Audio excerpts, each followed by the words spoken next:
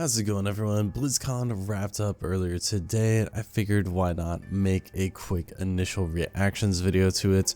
We of course got a lot of news on Blizzard's games, or at least most of them, and most importantly we got the reveal of the next World of Warcraft expansion, The War Within. But not only did they announce the next expansion, but they announced the next 3 expansions, which is honestly absolutely insane. Plus, as far as I saw, none of this even got leaked somehow, which is definitely a massive surprise. And honestly, them announcing 3 expansions really shows how Blizzard has been changing their development strategy for WoW going forward.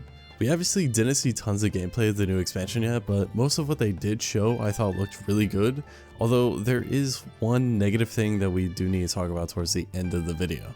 To start off though, going back to that 3 expansion announcement, like I said, this is honestly just crazy to me, and it really does show that Blizzard is making an effort to plan out the story of Warcraft going forward, because the quality of the story has definitely been a sore point for most of the recent expansions aside from maybe Dragonflight, and at this point we don't know much about Midnight and the Last Titan, but they did mention that we would be returning to the old world in both of these, first to a revamped Quel'Tha Lost and then to a revamped Northrend, and this is going to be pretty interesting. It's been a pretty big ask to have some old world content revamps for a little while now, so I am definitely excited to get back to these. These are 2 places that I think would be high up on my list to actually return to too, so I am very interested to see how those will go, although we'll have to obviously wait a while to see more information on those.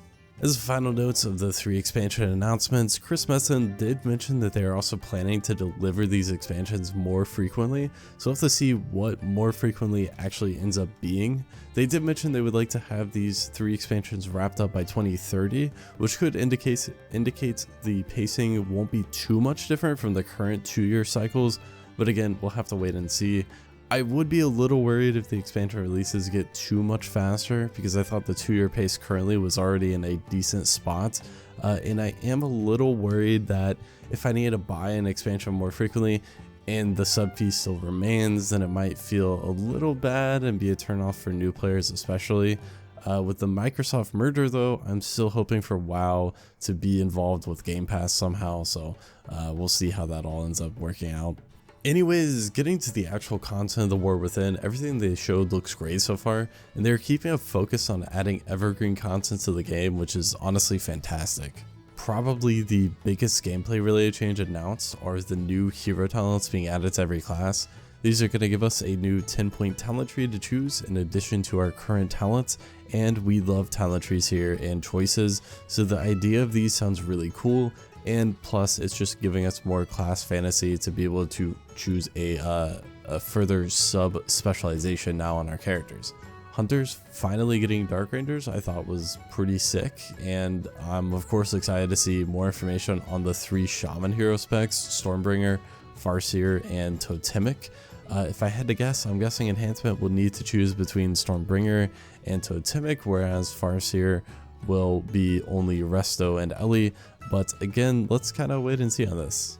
Plus, on top of that, Ian did say they might end up reworking or renaming some of these, so who knows if these names even stick. And with all of the new hero talents, I'm sure myself and others are going to want to play alts even more than ever, and luckily Blizzard is just continuing to double down on making the game more and more alt friendly, especially with the new warband feature that is basically really just kind of account-wide everything going forward. So now reputation and renowns are going to be account-wide, at least for the 11.0 reputations. I know they said that that change isn't going to be retroactive to the old world reputations, but it did sound like they want to make that change sometime in the future, so I am actually hoping for that to come through too. There's a new warband bank that's shared across all characters. I think that's a really great idea. It's going to make transferring items between characters so much simpler now. You don't have to worry about mailing resources or some sort of weird resource holding item that you buy from a very specific vendor. You can just mail the or you can just put the resources in your bank and transfer them between characters now. Like, that just sounds so nice. This whole warband system seems to have so many quality of life changes that are going to make the game significantly more alt friendly going forward. The last major thing announced was the new Delve system, which is going to be a new outdoor focused in-game experience that will have seasonal content similar to like the Mythic Plus seasons.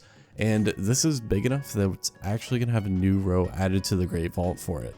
Or, well, the PvP row is actually being removed, and so this is replacing that, which is kind of an interesting change on its own. I don't do much PvP, so I can't really comment too much on that, but online it seems like that seems to be positively received so far.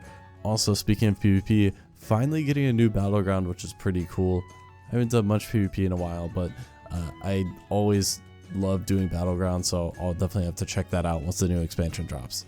Anyways, back to Delves. I am super excited for these. Getting seasonal content based around outdoor world types of things that can be done solo or with a group of up to 4 seems like it's going to be the perfect activity to do when just kind of chilling on the game and not feeling like grinding out Mythic Plus or raiding or whatever else.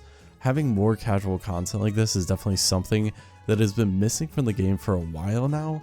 Not that they haven't added any, but the more casual content they added hasn't always been fun to do repeatedly. So I really hope that Delves end up being implemented well and kind of fill that gap.